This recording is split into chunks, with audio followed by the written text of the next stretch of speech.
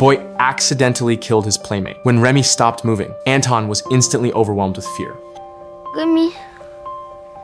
But no matter how much he called, Remy didn't respond. Anton rushed over to check and realized Remy was already dead. In a panic, Anton turned and fled. But after running a short distance, he suddenly stopped. What he saw in front of him sparked a daring idea. Without hesitation, he dragged Remy's body to a narrow gap between some rocks he had just discovered and pushed it in. Then, Anton crossed the street and ran home as fast as he could. But as soon as he got there, he realized his electronic watch was missing. Terrified, he didn't dare go back to search for it. Meanwhile, Remy's mother, unable to find her son, came to question Anton. Anton deliberately pointed her in the wrong direction. Soon, the news of Remy's disappearance spread across the entire town, even appearing repeatedly on television.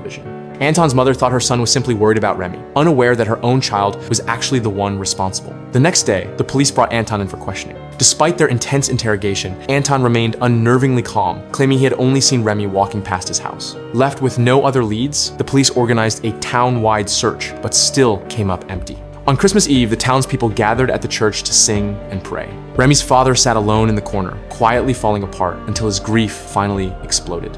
Et mon fils à moi, alors, il compte pour rien.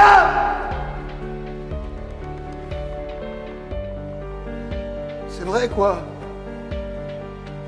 Mon gosse a disparu depuis 2 jours. Et au lieu d'aller le chercher, on va chanter des cantiques.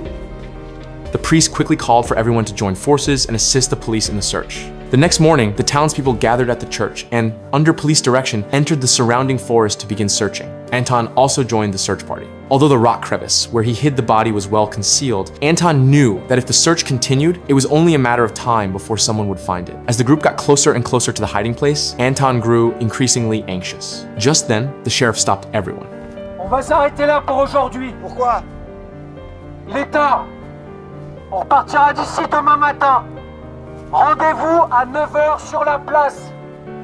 Merci à tous. The sheriff announced they would return tomorrow with search dogs. Anton realized that if the dogs came, the body would surely be discovered. That night, he considered confessing everything to his mother. But in the end, he simply went upstairs in silence. His mother saw him and quietly chose not to ask anything either. Unexpectedly, a violent storm hit the town that night. Anton, terrified, quickly shut his bedroom door. The storm left the town in chaos, causing significant damage and even casualties. With everyone focused on disaster relief, Remy's disappearance gradually faded from people's minds. Anton later sneaked back to the rock crevice, now hidden under fallen trees. For the first time, he finally felt a sense of relief. 15 years passed. Anton eventually won the heart of his longtime crush, Amy. He thought Remy's death would forever remain buried. But to his shock, the town announced plans to redevelop the forest, and the project area just happened to include the land where Anton had hidden Remy's body.